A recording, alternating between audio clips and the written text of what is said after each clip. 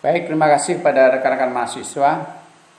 Kali ini kita akan membicarakan soal model pengambilan keputusan.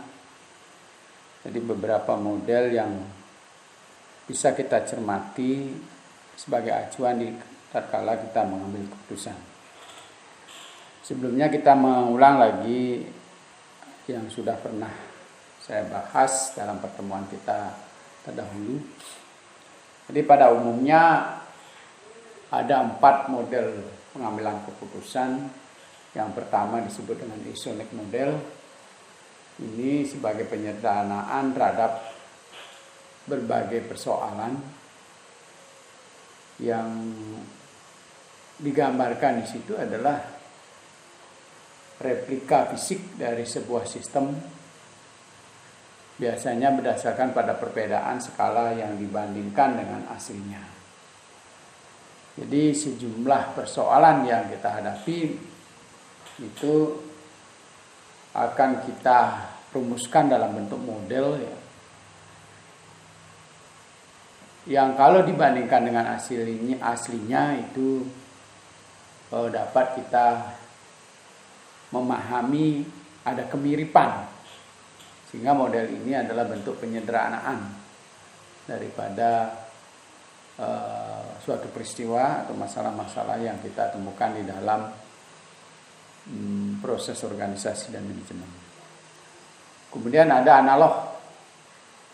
Jadi analog ini bagaimana menyebutkan suatu peristiwa, katakanlah misalnya sebuah organisasi yang mengalami kesakitan, ya, misalnya di bidang keuangan, ya, kemudian atau di bidang sistem manajemennya, lalu kita analogkan dengan tubuh kita.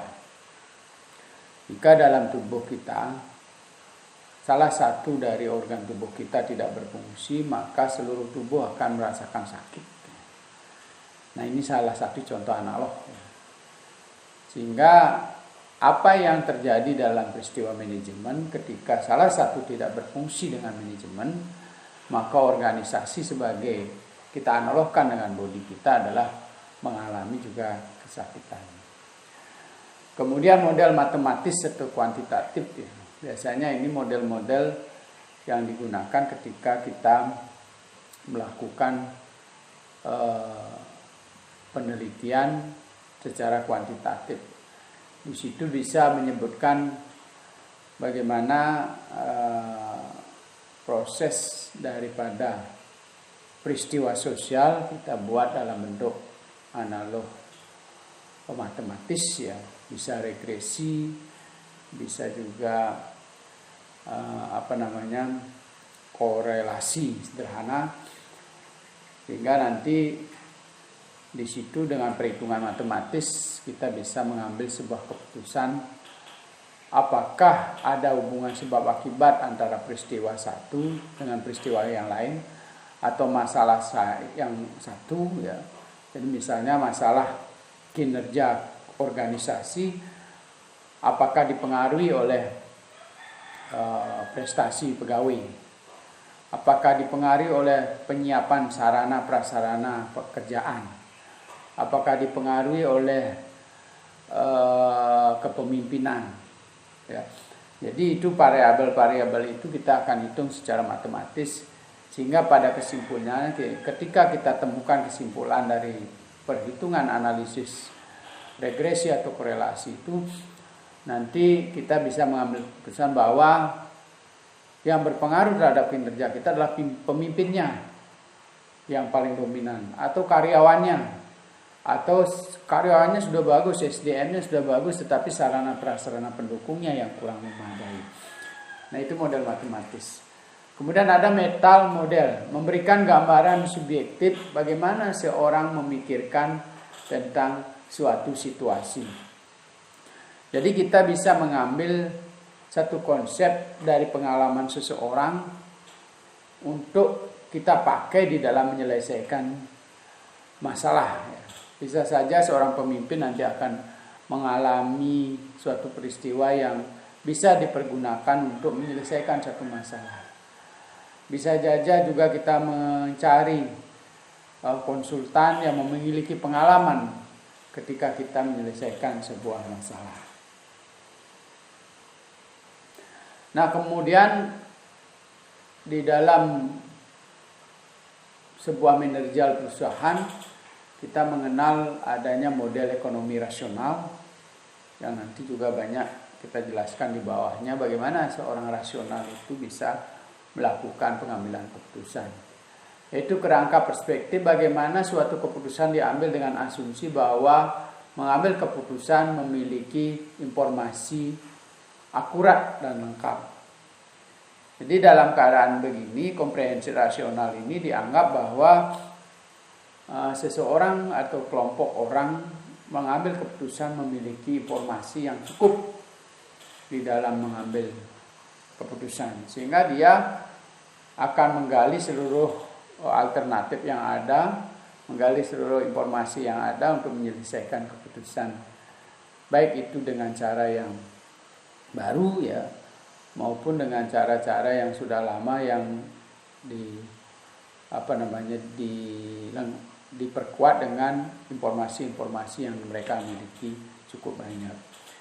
Model keputusan perilaku. Jadi model keputusan perilaku ini memahami adanya keterbatasan manusia yang merupakan keputusan rasional sulit untuk dicapai. Jadi manusia meskipun dibantu oleh sarana prasarana seperti komputer, teknologi informasi atau IT, tetap sulit sekali kita untuk mencari alternatif yang sama sekali baru berdasarkan teori dan informasi yang ada. Jadi kalau model rasional itu akan menggali seluruh potensi yang ada untuk mencarikan formula baru untuk mengerjakan sebuah persoalan.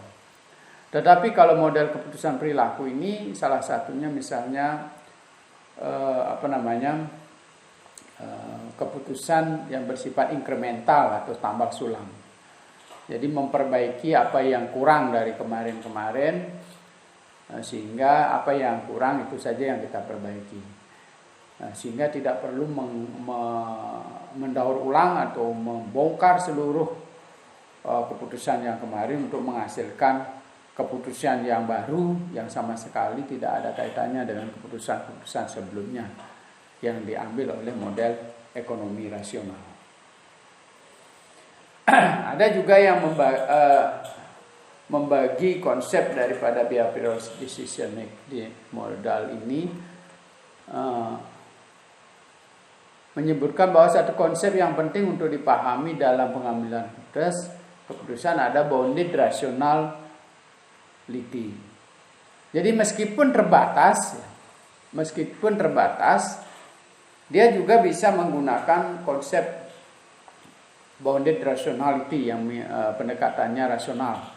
Ya, tapi tidak sepenuhnya rasional. Jadi dia bisa menambah informasi yang dia miliki, sumber daya digunakan seluruhnya untuk memberikan masukan ya.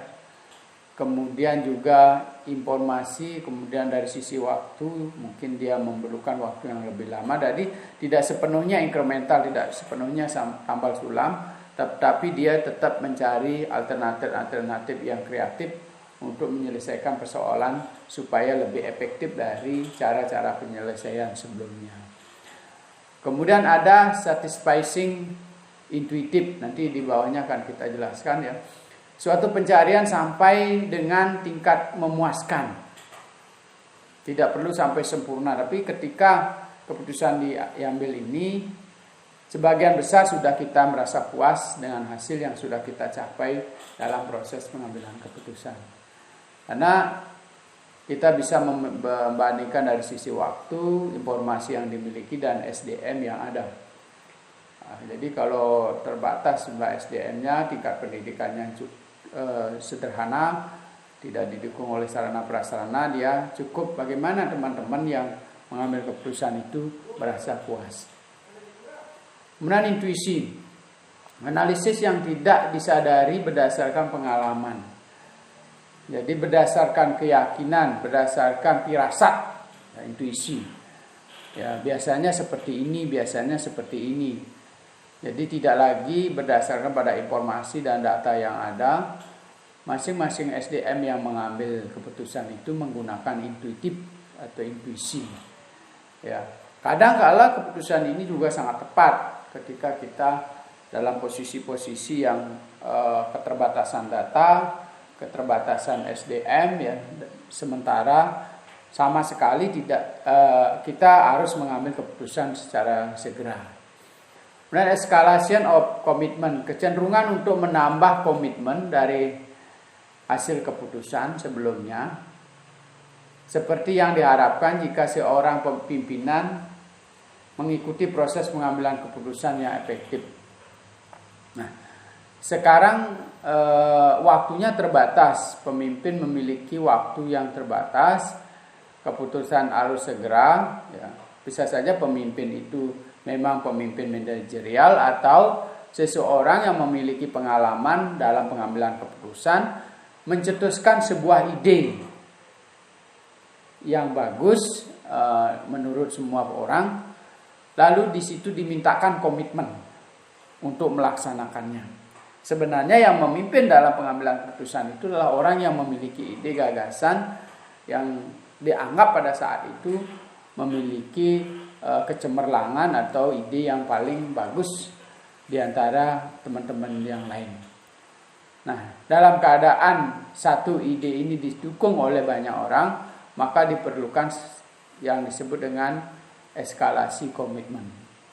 Jadi semua orang harus memiliki komitmen meskipun itu adalah keputusan daripada seseorang pimpinan atau sekelompok orang yang barangkali di antara mereka itu ada yang tidak berpendapat sehingga tidak diharapkan untuk tidak melaksanakan. Diperlukanlah eskalasi komitmen di sini. Nah, kita sekarang mulai dengan keputusan model rasional. Rasional adalah membuat pilihan yang konsisten dan memaksimalkan nilai dan batasan-batasan tertentu.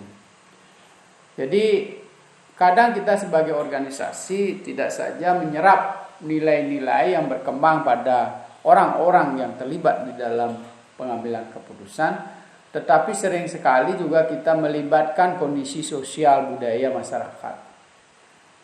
Jadi di dalam masyarakat itu tidak sedikit nilai yang perlu kita pertimbangkan. Di situ ada nilai politik, ekonomi, sosial, budaya yang masing-masing mempengaruhi atau berpengaruh terhadap perusahaan atau organisasi yang kita miliki. Sehingga dalam keadaan itu diperlukan sarana pendukung untuk bagaimana supaya keputusan itu bisa menyentuh semua tatanan nilai yang ada. Yang berikutnya batasan-batasan tertentu yang perlu dipenuhi oleh model rasional ini. Yang pertama kejelasan masalah. Tentu kejelasan masalah ini harus dikaji dari berbagai informasi dan teori yang ada. Bagaimana sih seseorang itu bisa merumuskan persoalan dengan tepat? Misalnya kita pandang bahwa masyarakat itu miskin. Seperti tempoh hari saya berikan contoh. Miskin itu supaya jelas masalahnya kenapa? Karena dia tidak memiliki sarana produksi barangkali, karena dia tidak memiliki pendidikan barangkali, karena dia tidak mempunyai keterampilan, atau memang dia secara sosial budaya miskin, perilakunya yang miskin. Ya. Jadi tidak suka bekerja, ya. Kemudian juga berada di lingkungan orang-orang pemalas, berada di lingkungan orang-orang yang senang bermain saja, gitu. Jadi tidak punya antusiasme dalam bekerja. Hal seperti itu mungkin dia harus didorong dengan pendekatan-pendekatan teladan, ya, contoh dan sebagainya, dipaksa untuk ikut bekerja dan sebagainya. Beda dengan orang yang karena pendidikan tetapi dia sudah bekerja sangat giat pagi, siang, sore, tetapi karena dia tingkat pendidikannya tidak mencapai pendidikan yang bagus, maka dia berada di sektor ekonomi yang paling lemah, ya, berada di sektor pekerjaan yang paling kasar misalnya. Jadi tidak mampu dia meningkatkan kualitas. Dari sisi perilaku misalnya dia membuat miskin ya. Misalnya suka berjudi, suka minum ya, kemudian juga berpoya-poya ya, tidak pernah belajar menabung, tidak pernah belajar berinvestasi, tidak pernah untuk uangnya dipakai pendidikan, meningkatkan keterampilan dan sebagainya, tentu membutuhkan pendekatan-pendekatan yang berbeda. Kemudian yang kedua, pilihan-pilihan yang diketahui. Jadi dengan sebuah teknologi tertentu kita bisa memilih dengan cepat dengan bantuan IT berbagai alternatif atau permasalahan-permasalahan yang mau dia jadikan skala prioritas dalam penyelesaiannya. Pilihan-pilihan yang jelas, pilihan-pilihan yang konsisten, tidak ada batasan waktu dan biaya. Hasil maksimum ini adalah syarat-syarat daripada rasional, pengambilan keputusan rasional. Jadi batasan waktu tidak tersedia. Ya. Jadi sehingga kita tidak membatasi waktunya panjang, kita memungkinkan untuk mengambil keputusan rasional, memungkinkan untuk kita mengambil hasil maksimum. Nah, keputusan rasional adalah model pembuatan keputusan yang mendeskripsikan bagaimana individu seharusnya berperilaku untuk memaksimalkan hasil. Nah, tentunya kita akan dibatasi oleh berbagai persoalan-persoalan seperti waktu ya, kemudian anggaran, kemudian keterbatasan orang, keterbatasan sarana prasarana, itu yang akan membatasi oleh teori model rasional ini. Nah, ada beberapa langkah yang ditempuh di dalam memaksimalkan hasil daripada model rasional ini. Yang pertama adalah mendefinisikan masalah. Jadi kalau mampu kita mendefinisikan masalah secara jelas, kita akan bisa mencapai keputusan yang rasional. Jadi seperti tadi, mana sih yang sebenarnya yang menjadi persoalan kemiskinan pada satu kelompok keluarga. Jadi karena masing-masing penyebab kemiskinan itu berbeda. Ya. Ada karena budayanya yang memang begitu sulit diajak menabung, sulit diajak bekerja keras ya. Selalu pesimis dengan kehidupan ya, selalu berpikir sederhana, menerima apa adanya dan sebagainya. Itu model-model budaya ya, yang tentu dikikis juga dengan budaya kerja yang lebih baik ya. Kemudian mengidentifikasi kriteria keputusan, mengembangkan alternatif pemecahan masalah secara kreatif walaupun ada batasan, sehingga pengambil keputusan dapat menentukan apa yang relevan di dalam membuat keputusan. Jadi dalam proses identifikasi alternatif pun dituntut kemampuan yang maksimal. Ya. Yang ketiga adalah menimbang kriteria yang telah diidentifikasi. Jadi setelah kita memilih alternatif-alternatif terbaik yang tersedia, maka perlu juga kita melakukan tahapan berikutnya seperti seperti skor, memberi skor terhadap alternatif-alternatif yang tersedia sehingga kita bisa merankingnya, ya, mana yang lebih besar, mana yang lebih rendah posisinya, sehingga dan itu juga melibatkan seluruh komponen yang terlibat di dalam pengambilan keputusan ketika kita memberikan skor. Ya, kemudian membuat berbagai alternatif. Sudah memilih alternatif, sekarang lagi diskor. Dari skor itu ketemu lagi bagaimana supaya kita bisa memilih alternatif yang terbaik, ya. Sehingga nanti dalam pemberian skor itu kita juga tidak akan memilih satu di antara mereka. Dari 10 yang kita scoring, 10 ranking 10, ya, katakanlah kita akan memilih 3. Dari 3 itu masih bisa dikembangkan. Ya, masih bisa dikembangkan landasannya yang memperkuat. Kita akan cari mana yang memperkuat, mana yang risikonya paling kecil. Ya, tetap kita terus melakukan proses itu. Sehingga yang betul-betul terbaiklah yang nanti kita terpilih. Implementasi, hal ini merupakan tahapan yang paling sulit dalam proses pengambilan keputusan. sudah waktunya lama kemudian memakai informasi yang cukup dan melibatkan banyak orang, kita juga dalam implementasi sering sekali menghadapi masalah. Ya. Dalam implementasi juga harus didukung oleh ide-ide yang kreatif untuk memudahkan bagaimana pelaksanaan daripada sebuah keputusan. Kemudian ada follow up dan evaluasi. Jadi follow up dan evaluasi ini sangat dibutuhkan untuk memastikan pelaksanaan keputusan mendapatkan hasil yang terbaik atau kita dapat mencapai hasil yang baik. Bagaimana supaya kita menghasilkan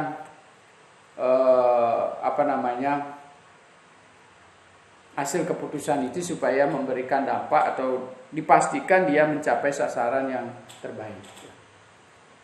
Nah, kemudian kita lanjutkan dengan model kedua, yaitu model kreatif. Model kreativitas. Jadi model kreativitas, bagaimana seseorang dalam mengambil keputusan itu bisa menciptakan ide-ide baru yang bermanfaat dalam menyelesaikan persoalan. Jadi model ini bertujuan untuk membantu mengidentifikasi dan memahami masalah secara jelas. Ada 3 komponen model kreatif. Yang pertama adalah keahlian. Sebagai dasar untuk setiap pekerjaan kreatif yang bisa diperoleh dari kemampuan dan pengetahuan serta kecakapan dan potensi diri. Jadi ada orang karena kemampuannya, karena jam terbangnya di dalam pengambilan keputusan cukup banyak, kemudian pengetahuan karena kita membaca literasi yang mendukung, kecakapan dan potensi diri memang bakat bawaan yang terus dibina oleh seseorang sehingga kita meyakini atau mempercayai seseorang di dalam mengambil keputusan. Misalnya untuk menjadi seorang ahli, maka individu tersebut harus memiliki pengetahuan yang luas tentang keahlian tersebut. Jadi memang teman-teman kalau ingin ahli dalam pengambilan keputusan itu ada pelatihan-pelatihan, misalnya pelatihan kepemimpinan, pelatihan problem solving, ya, menyelesaikan persoalan, simulasi dan sebagainya. Kita harus berani dalam menghadapi berbagai tantangan dan persoalan yang kita harus selesaikan dengan segera. Nah, itu dari sisi keahlian. Kemudian yang kedua adalah keterampilan. Jadi keterampilan kreativitas atau berpikir kreatif. Nah, bagaimana teman-teman bisa berpikir kreatif? Nah, ini tentu kita perlu latihan-latihan, ya, tidak sekedar memakai intuisi yang menyelesaikan persoalan. Saya sering sekali dengan mahasiswa, saya suruh menyebutkan apa sih yang ingin dicari dalam rangka kuliah. Dia ingin mendapatkan sarjana, itu misalnya. Dia ingin mendapatkan kualitas hidup lebih baik, tetapi dia tidak merinci alternatifnya untuk mencapai kualitas hidup lebih baik. Bagaimana? Jadi dia harus punya ide-ide kreatif. Misalnya kalau kita ingin mencapai kualitas hidup dengan kuliah, apa caranya?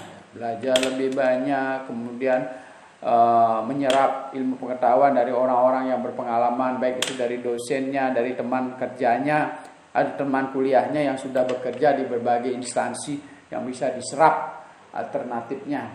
Kemudian sering kumpul dengan teman-teman untuk memecahkan masalah-masalah baik perkuliahan maupun ke dalam kehidupan sehari-hari. Inilah terus akan mendorong orang untuk berkreativitas, ya, menjelajah sosial media dalam meningkatkan kapasitas kita berpikir, kita mengerjakan sesuatu ataupun menyelesaikan sebuah persoalan. Jadi keterampilan di sini merupakan karakteristik pribadi yang berhubungan dengan kreativitas serta kemampuan untuk menggunakan analogi serta bakat untuk melihat sesuatu yang lazim dari sudut pandang yang berbeda. Jadi orang melihat sebuah kayu itu sebagai bisa dijadikan arang. Yang lain bisa membuatnya menjadi patung, ya, sehingga nilai jualnya lebih tinggi. Yang lain dia bisa dijadikan souvenir, yang kecil-kecil dengan kualitas yang lebih baik, maka dia makin kualitasnya lebih bagus, menjangkau banyak orang. Kalau tadi dijadikan patung hanya satu kayu 1 meter misalnya jadi satu patung, sehingga hanya satu orang yang bisa menikmati kepuasan. Yang lain berpikir dijadikan souvenir, menjadilah 100 souvenir, berarti 100 orang yang bisa menikmati. Terus begitu berpikirnya sehingga kita tidak akan pernah puas dengan satu keputusan yang kita miliki. Jadi terus ada alternatif-alternatif yang kita gali sehingga kita bisa menyelesaikan satu persoalan dengan berbagai cara yang bisa memuaskan tidak saja satu sisi, satu individu, satu kelompok, tapi banyak orang yang bisa kita terpuaskan di dalam keputusan kita. Berikutnya misalnya seorang peneliti akan menjadi lebih kreatif jika berada dalam suasana hati yang baik. Jadi untuk mendapatkan hal tersebut banyak yang menyenangkan bisa dilakukan seperti mendengarkan musik, makan makanan favorit, bersosialisasi dan kegiatan individual lainnya. Jadi kadang kita menghasilkan sesuatu itu tidak mulai dari apa yang menjadi fokus pekerjaan kita. Ya, seperti tadi seorang peneliti dengan mendengarkan musik ternyata bisa meningkatkan kualitas diri. Dengan Anda bermeditasi, ternyata Anda bisa menenangkan diri, bisa mengerjakan banyak hal di dalam pekerjaan kita. Ya, itu juga bisa memunculkan ide-ide kreatif yang kita miliki selain berdiskusi, membaca literasi dan sebagainya.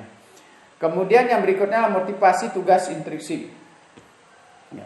Keinginan untuk mengerjakan sesuatu karena adanya dorongan dalam diri individu dan pengaruh lingkungan kerja. Apakah setiap organisasi memungkinkan untuk setiap individu terlibat di dalam proses pengambilan keputusan?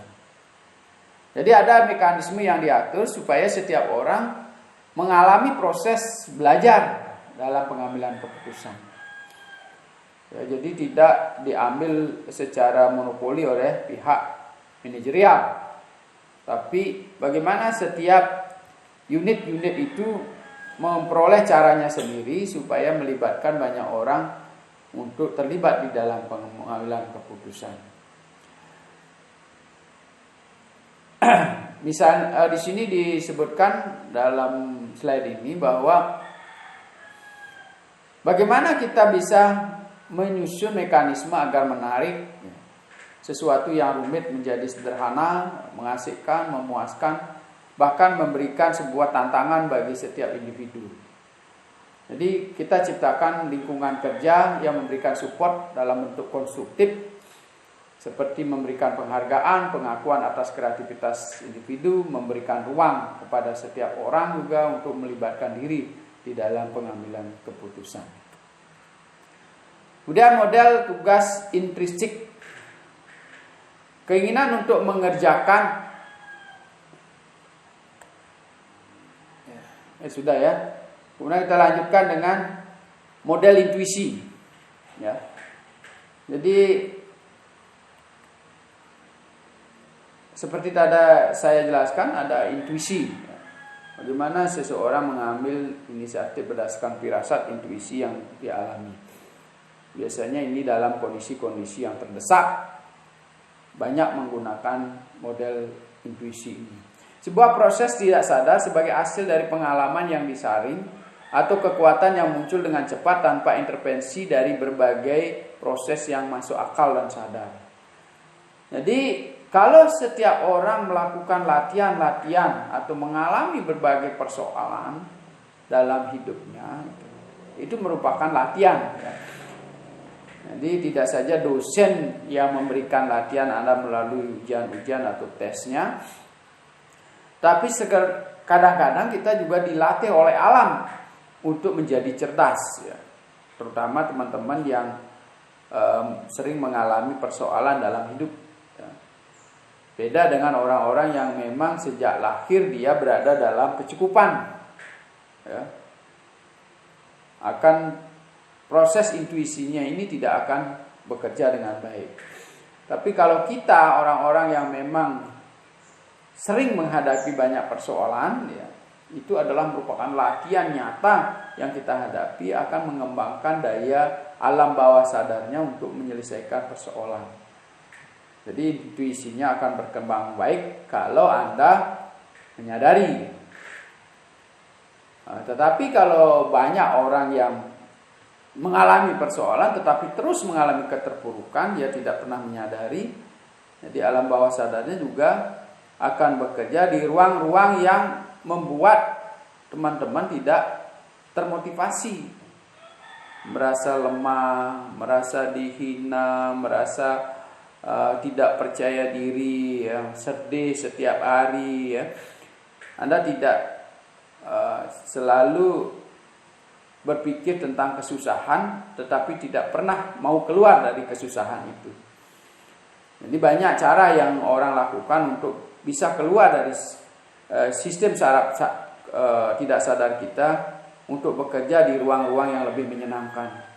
Misalnya dengan mendengarkan musik, misalnya dengan berdiskusi dengan orang, bercurhat, kemudian sampai pada proses meditasi, menenangkan diri, memahami sesuatu itu yang terjadi harus kita alami, harus kita cerna, harus kita selesaikan.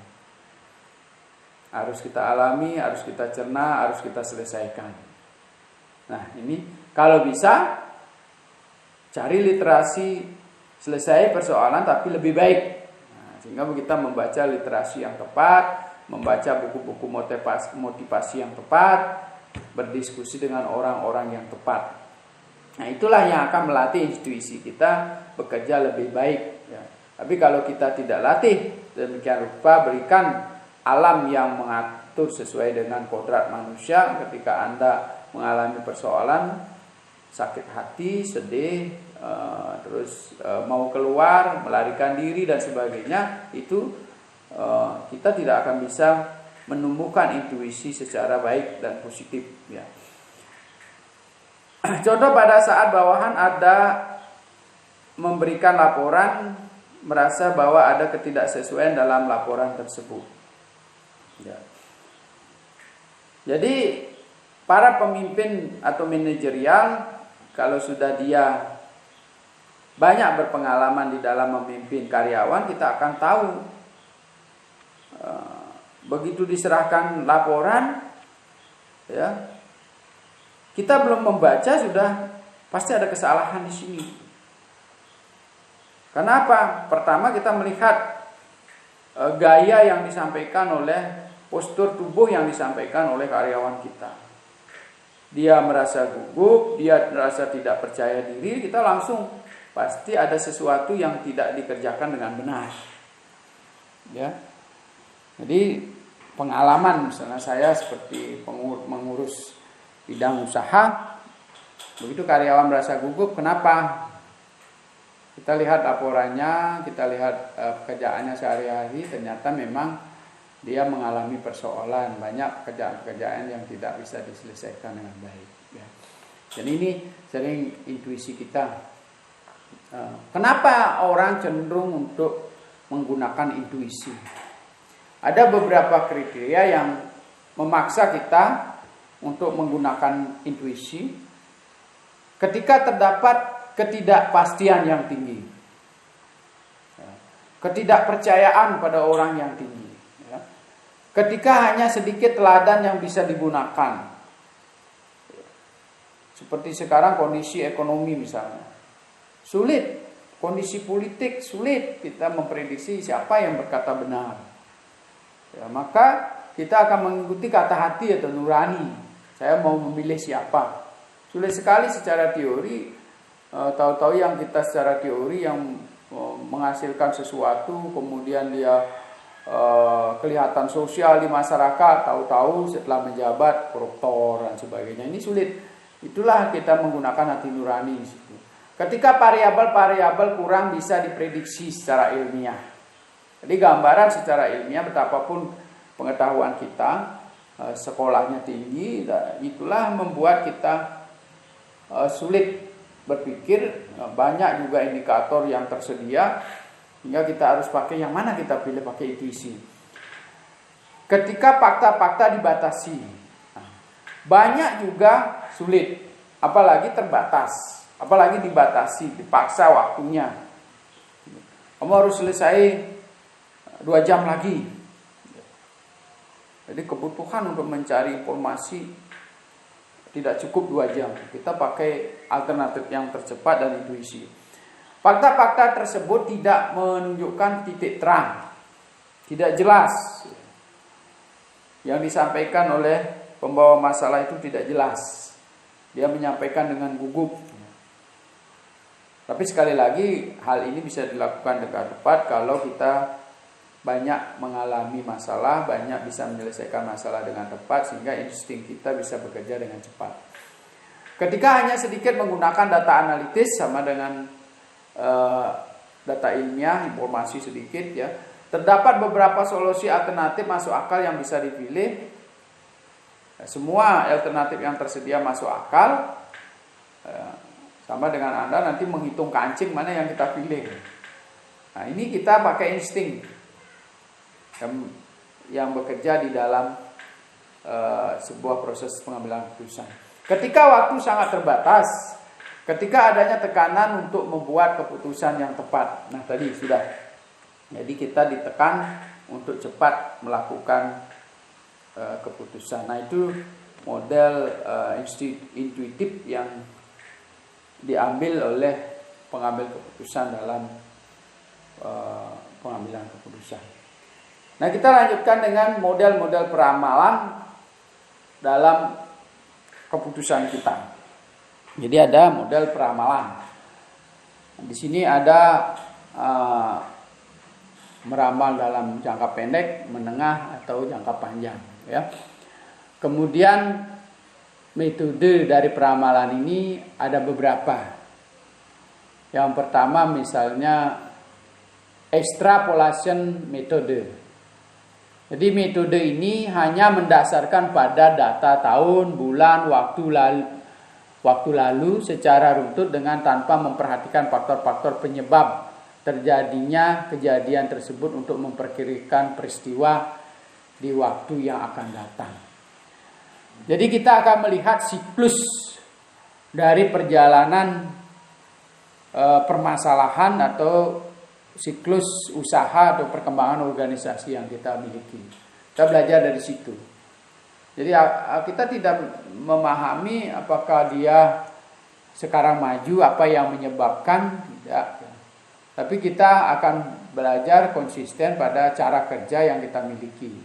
Kalau kita sudah mengalami kemajuan, kita tinggal meningkatkan kapasitasnya. Tapi kalau terjadi permasalahan, kita juga lihat dari bulan, waktu, periode-periode mana yang kita bisa perbaiki. Sehingga ini menjadikan konsep masa depan untuk lebih baik. Kemudian causal method. Pada metode ini dipertimbangkan faktor-faktor yang berpengaruh terhadap sebuah perusahaan atau kemajuan atau kemunduran sebuah organisasi. Jadi faktor-faktor apa yang bisa kita pakai dengan kausalitas, yaitu hubungan sebab akibat yang terjadi. Kenapa A terjadi? Ini pengaruhnya oleh faktor-faktor yang berpengaruh di situ. Kemudian ada adjustment methods, peramalan dengan metode menggunakan justifikasi saja. Di pemakaian metode ini melibatkan orang yang memang ahli di bidangnya. Jadi dia menguasai berbagai keahlian, pengetahuan untuk menyelesaikan satu pokok permasalahan yang dialami oleh sebuah organisasi. Jadi dia mungkin akan memakai standar-standar keilmuan yang dimiliki ya. Apakah dia mempergunakan teori, apakah dia menggunakan peraturan-peraturan yang ada untuk menjudgment persoalan-persoalan yang dihadapi oleh sebuah organisasi. Kemudian ada metode lain yang saya sampaikan di sini, metode peramalan yang lain yang bersifat kualitatif maupun kuantitatif. Yang kualitatif, jadi berdasarkan data kualitatif, dalam hal ini kualitas daripada informasi yang dimiliki. Pemakaian metode ini hanya boleh dilakukan oleh orang-orang yang benar memahami metode kualitatif. Jadi kita bisa mengambil metode kualitatif dari Creswell, ya. Kemudian juga ada analisis kualitatif interaktif, ya, dari Miles Arbeman, ya.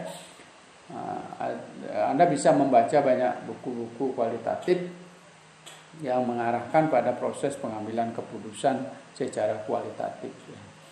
Jadi di situ yang dibutuhkan adalah bukan jumlah dari responden yang memberikan jawaban terhadap pertanyaan-pertanyaan persoalan penelitian atau survei yang kita miliki, tetapi kedalaman dari jawaban-jawaban itu yang diberikan meskipun hanya beberapa responden atau informan yang memberikan jawaban terhadap hasil keputusan kita. Jadi kita akan menelusuri secara mendalam. Nah, tentu nanti validitasnya mengikuti dari model-model yang disediakan oleh para ahli, ya. Beda dengan kuantitatif yang pada metode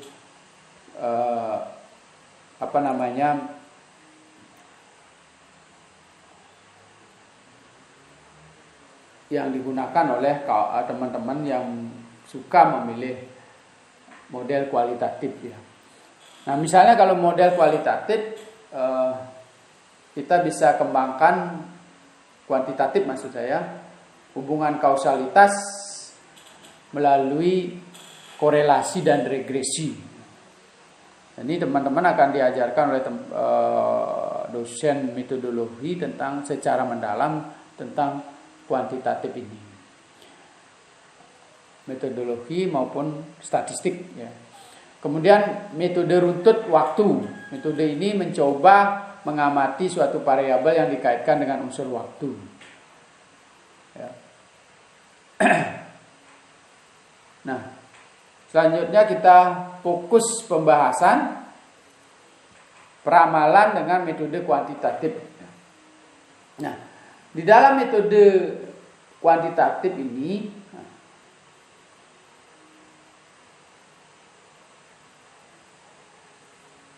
kadangkala juga banyak memahami bahwa metode kuantitatif ini adalah sebuah pendekatan sama dengan kualitatif yang barangkali oleh peneliti yang lainnya dianggap kurang sepadan untuk mewakili daripada kondisi general dari permasalahan-permasalahan yang kita miliki, ya. Misalnya kalau kualitatif itu mengambil beberapa informan dengan informasi yang dalam. Hanya sedikit informan. Bisa saja ketika kita mengalami kejenuhan data, jawabannya sudah hampir sama dari sedikit orang itu, dari 100. Dia sudah bisa mengambil generalisasi bahwa dalam organisasi kita mengalami persoalan keuangan, misalnya. Organisasi kita mengalami persoalan SDM. Jadi generalisasi ini juga dianggap sudah mewakili 100 orang itu. Karena berpikirnya kalau 100 orang pun ditanya, ketika kita sudah menanyakan kepada 10 orang atau 5 orang lainnya, sudah sama, pasti sama jawabannya. Tapi belum tentu. Kadang ini juga belum tentu, gitu. Karena ini tergantung pada proses cara pengambilan sampelnya. Bisa saja kita mengambil sampel atau informan meskipun kita bergelinding, yang kita cari bisa saja orang-orang yang satu visi, satu kecocokan dengan orang yang ditunjuk oleh informan yang pertama. Dia akan berusaha menunjukkan orang-orang yang cocok dengan konsepnya. Yang kedua, misalnya kalau kita melakukan kuantitatif, ya. Di sini kita kenal sebagai trade and error. Jadi bisa bias, ya, bisa mengalami deviasi, bisa juga mengalami skor error, tapi ini sudah ada rumusnya, ya.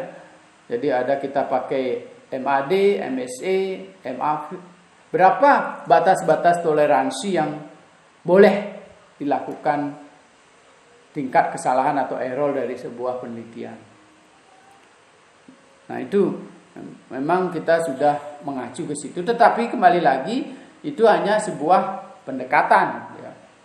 Karena belum tentu bisa mewakili seluruh dari komponen yang kita teliti. Ya, tapi sekali lagi pendekatan ini sudah kedua-duanya, apakah kualitatif atau kuantitatif, sebagian besar menghasilkan sebuah kebenaran. Tergantung sekarang bagi si pengguna sejauh mana dia terampil di dalam menentukan responden ataupun informan yang akan kita teliti. Nah, kita coba membicarakan sedikit tentang kuantitatif. Misalnya terkait dengan korelasi. Korelasi ini dalam hal ini adalah untuk mengukur derajat keeratan hubungan antara satu variabel dengan variabel lainnya. Seperti tadi saya contohkan, apakah tingkat pendidikan pegawai bisa mempengaruhi kinerja organisasi. Nah, misalnya katakanlah X variabel pengaruh dan Y variabel yang dipengaruhi atau variabel bebas. Dia X-nya itu misalnya tingkat pendidikan, berarti tingkat pendidikan ketika dirubah maka Y-nya juga akan berubah nilainya. Jadi makin kuat hubungan mereka untuk melakukan pengaruh, ya. Jadi itu hanya sekedar mengukur hubungan. Jadi apakah dia berhubungan ketika kita melihat pengaruh regresinya nanti, pengaruhnya begitu, apakah dia berhubungan apa tidak korelasinya. Benarkah ini yang berhubungan? Terutama ketika kita meneliti dengan variabel X yang lebih dari satu. Misalnya kinerja pegawai atau tingkat pendidikan pegawai, kemudian sarana prasarana, kemudian juga kepemimpinan dan sebagainya. Nanti itu bisa diukur mana yang lebih dominan berpengaruh, ya, terhadap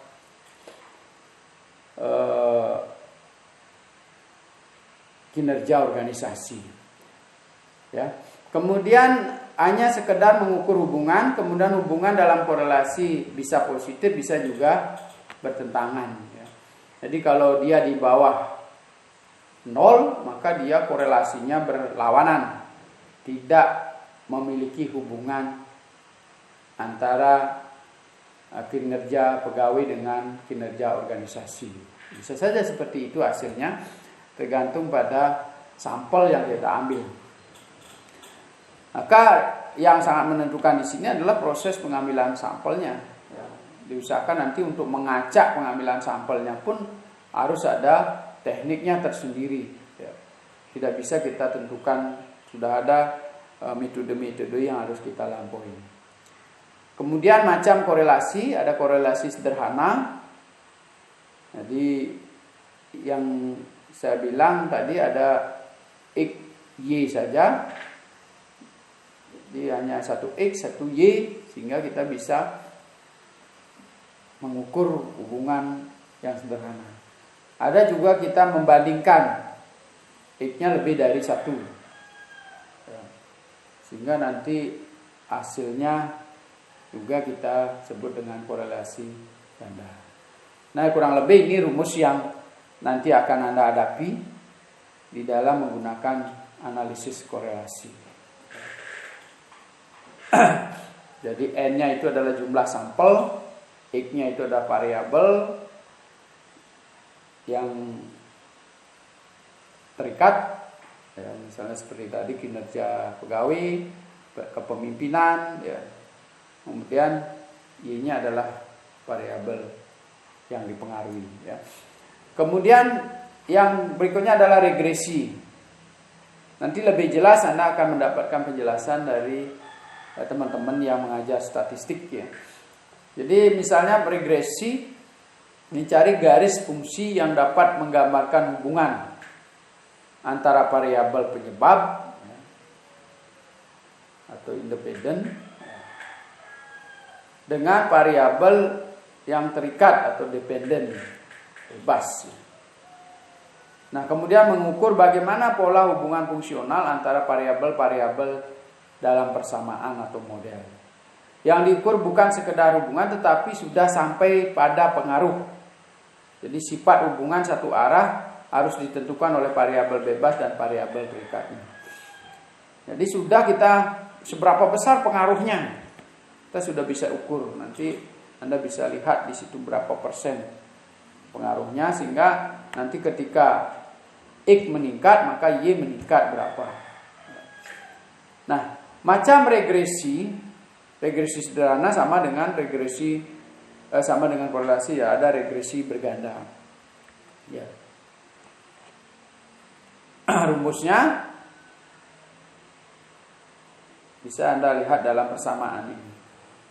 Jadi Anda kalau ingin memperdalam tentang kuantitatif, Anda membaca buku-buku yang banyak membahas soal metode kuantitatif ya. Nanti akan diperjelas lagi oleh teman-teman yang belajar tentang statistik. Jadi tidak saja proses kuantitatif dan kualitatif ini berguna untuk tak kala kita mengambil keputusan dalam penelitian ilmiah, tetapi juga bisa kita gunakan dengan tatkala kita mengambil keputusan-keputusan penting di dalam organisasi maupun perusahaan ya.